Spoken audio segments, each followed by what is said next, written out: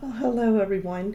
It seems like my audio wasn't working on this. Today we are going to swatch out some new Daniel Smith watercolors. One was bought as a set and the other two separately. I was trying to order colors to make the color Moonglow, which is another pre-mixed Daniel Smith color, so eventually we will play around with that. Another thing we are going to do is we are going to make a travel palette. And this is actually a magnetic makeup case I picked up off of Amazon. And it came with some magnetic palettes in it. And we are going to put paint in there. And for the mirror section, I have bought some white dry erased vinyl. And we are going to cover the mirror section up so that we have a nice white palette mixing area on the mirror. I also have some larger palettes that are magnetic and will fit in the makeup section. And we'll also put that in there because you can never have too many mixing areas whenever you're dealing with paint. And technically you only need 3 colors, so if you have 3 colors you can basically mix just about anything. And that was a picture of the vinyl.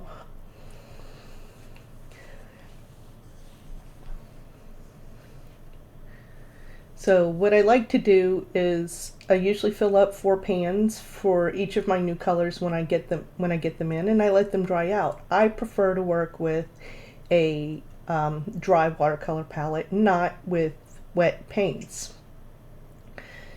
So I'm just going to do one set of each here, and then I will fill the others at a later time. I do have labels on the sides of the palettes so that I know what color is in there and who the manufacturer is and the pigment information. So at this point I was tapping them on the table, and I decided that that might be too loud, but however, I did not realize that my sound was once again not working. So until I can get the sound working on this camera, or I all out replace it, because it is a cheap camera, as you can tell by the edges that are blurry once again, I will be doing voiceover recordings for my videos. So hopefully with the voiceover it'll eliminate some of the issues I've had where I think that I'm speaking to people, but I'm actually not. And another thing too is with the voiceover, whenever I do some things that basically could be done at a faster speed, like if I'm painting a 3-hour painting, nobody wants to see me paint for 3 hours. I mean, you might, but it's really no fun at all. There's a whole lot of paintbrush tapping too that goes on in the background because, rinsing, tapping water off. And I mean, one of the things with watercolor painting is water control. I mean, that is a big thing when you were watercolor painting, is sometimes you want a lot of water, sometimes you want a little, sometimes you want a lot of pigment with a little bit of water. So, how much water your paintbrush has on it is a big thing. So yeah, a whole lot of tapping and mixing and everything else. So with me doing voiceover, you don't have to worry about hearing any of that nonsense in the background. But the sad part is, I do talk when I'm painting, and sometimes it's more like talking to myself, and sometimes I pretend that I actually have an audience. So I do give out some valuable information, and I will do any information I'm doing as voiceover. I mean, like right now, I can let you know what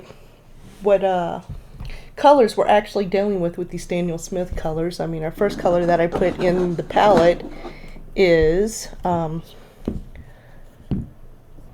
Hansa Yellow Medium, and it has a pigment number of text that is really small now, PY97. The second one that I put in there was the I believe it was quinacridone red. And our pigment color for that is PV19. And by the way, I'm totally fascinated with pigments, so I do a lot of things according to pigments. Like when I'm mixing, I know that there are certain pigments that will muddy your paint color and some pigments that won't muddy it.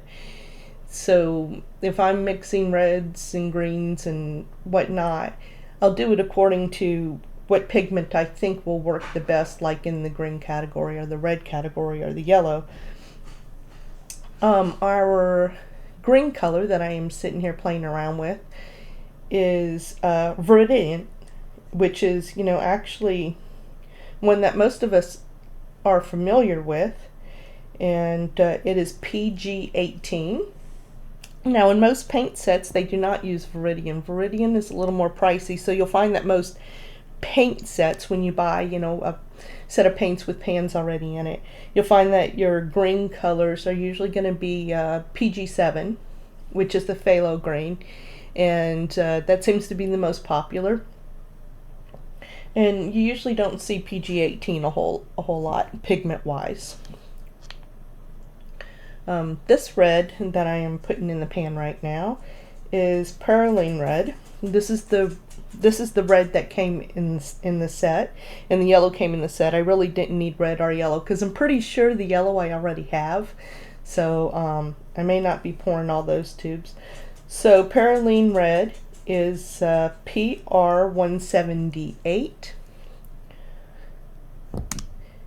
and it is a nice bright red. I feel like it is a somewhat neutral red too. When it's watered down, it doesn't really give you the yellow undertones or blue undertones. It's a very neutral red, so it'll give you a nice neutral pink color. And the last color I am putting into the pan is going to be French Ultramarine, and that is PB29. And this is a must-have for a paint palette, because this will give you the best sky blues, especially if you can get like an intense version of it. If you like that nice deep sky blue or bright sky blue. And the great thing about French Ultramarine is it is a granulating paint, and by granulating I mean the grains of the pigment itself are non-staining, and they are big. So when you mix it with a bit of water, you can actually see the grains of the paint pigment spreading out across the page. It's not like your phthalos where whenever you paint with it, it's like using a marker.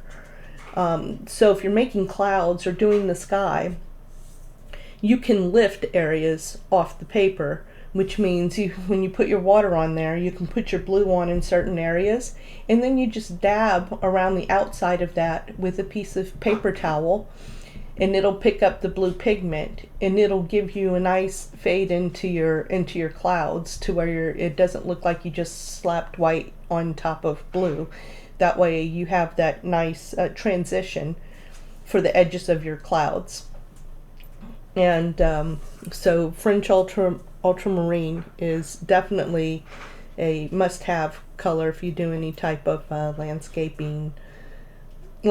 drawings, or the sky, even the beach.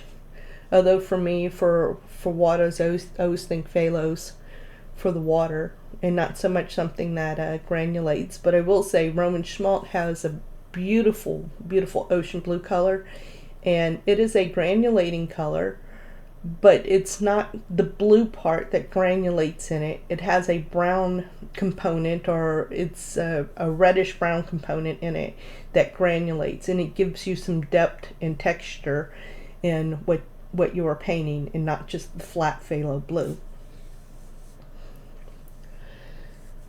So next we're going to do some swatch cards. So these cards are basically a really cheap 7x5 watercolor paper that I've gotten. I actually have this on my auto ship on Amazon. I get sent a new pack of them every month. And the only thing I use them for basically are for my swatch cards, because I can quarter a 7x5, and it does give me your traditional art trading card size. And trading card size is basically the same thing as a business card size. It's I believe 2.5 by 3.5. So when you quarter that paper, that's what you end up with.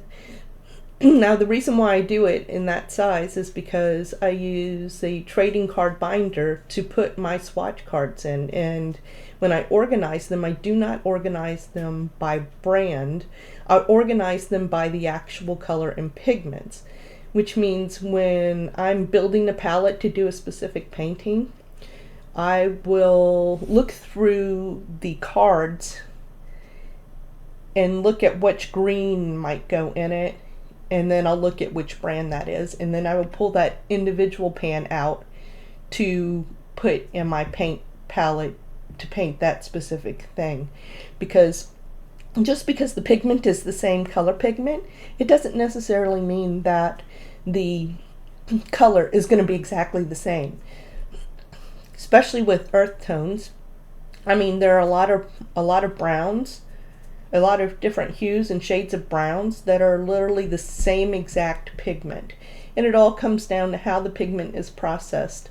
So even with the Viridian green, this Viridian green has quite a bit of blue undertone to it.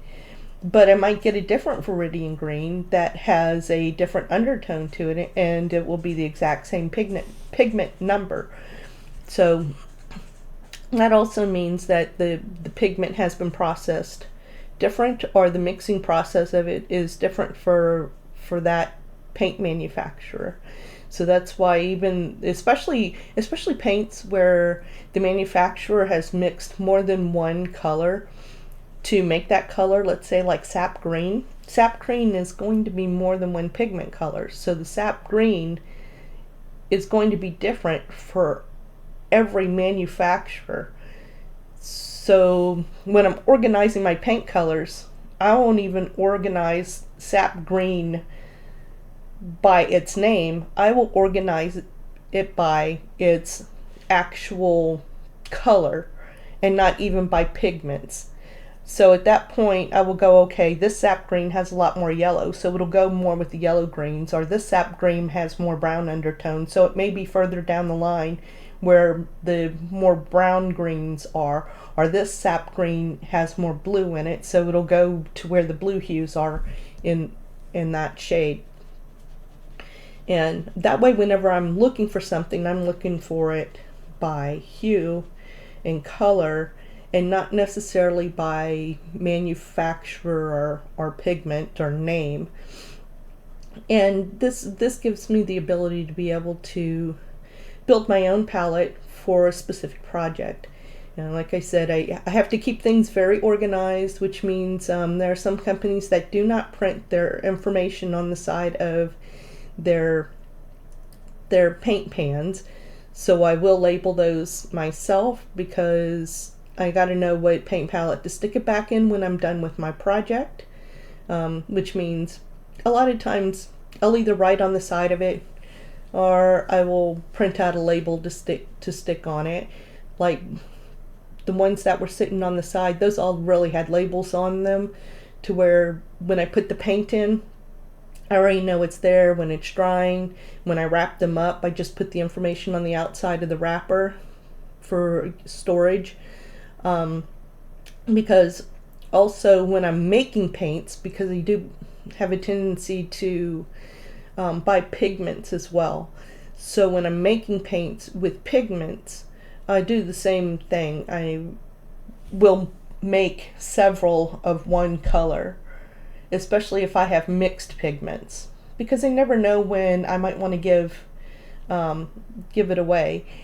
This is funny. This is me talking about ultramarine blue and why you should have it in your palette, because you can lift it off.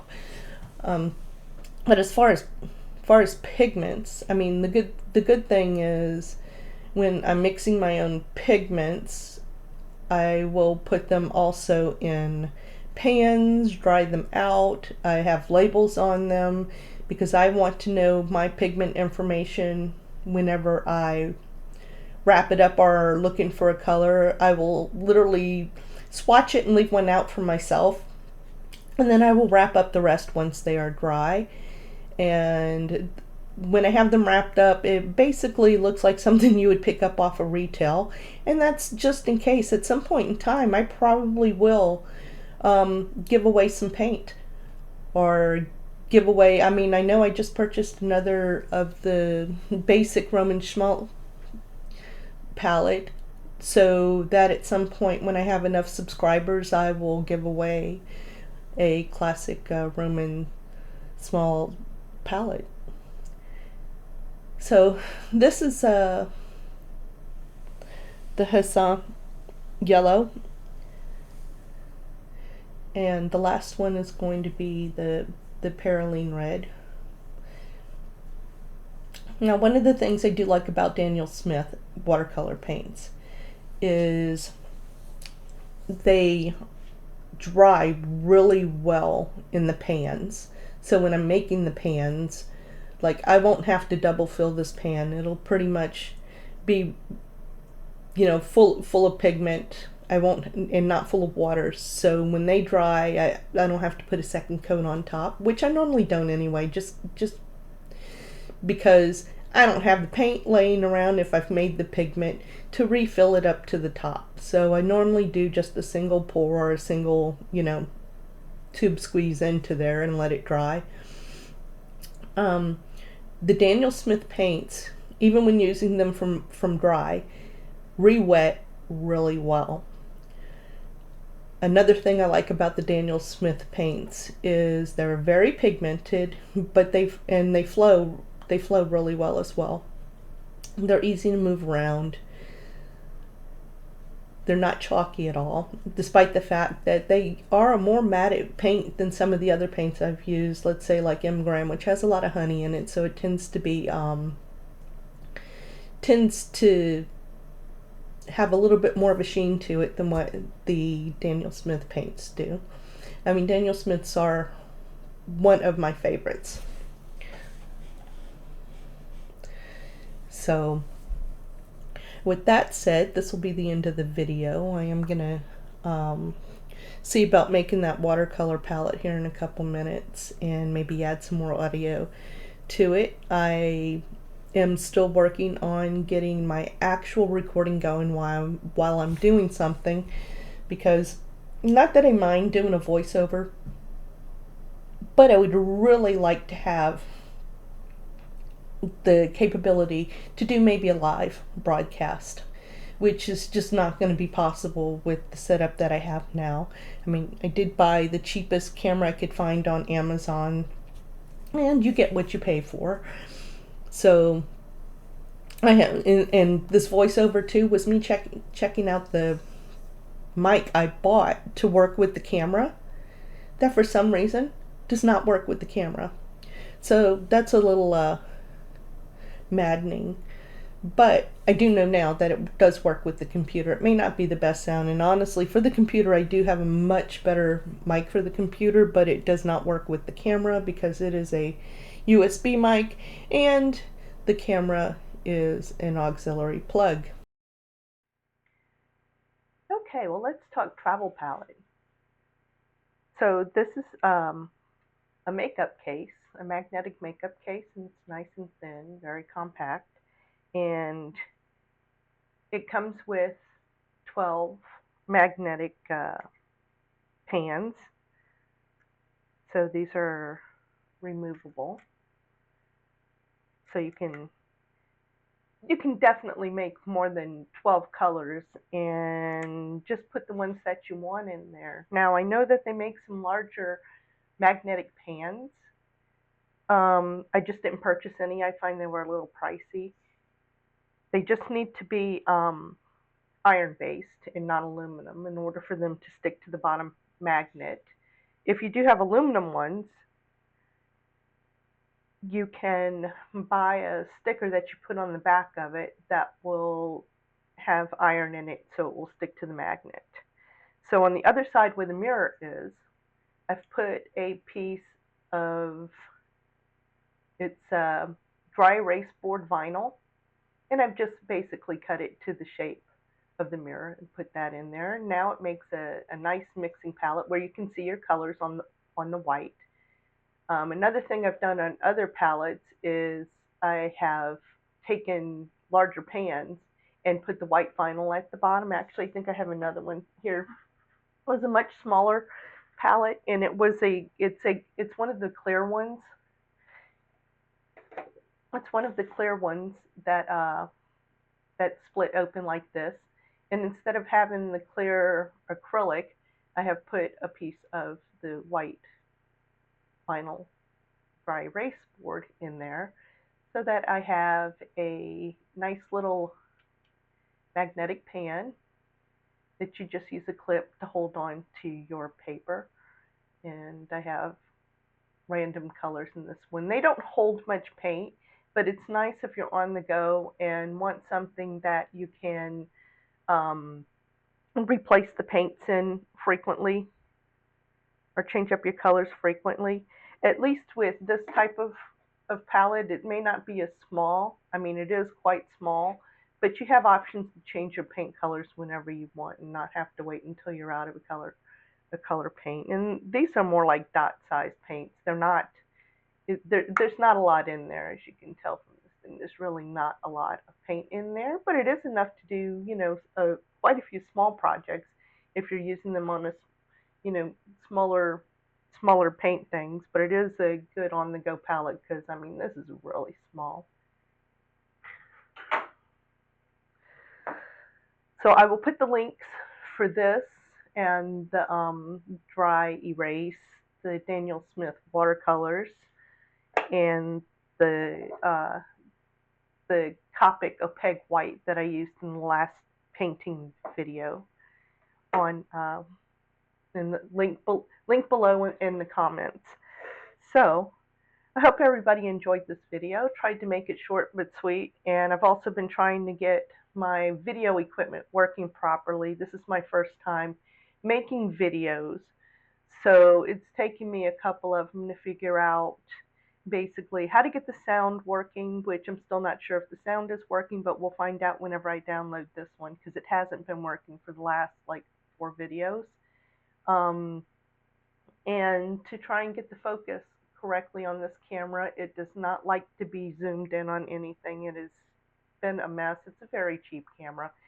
And eventually, I get the feeling I am going to have to invest in better equipment.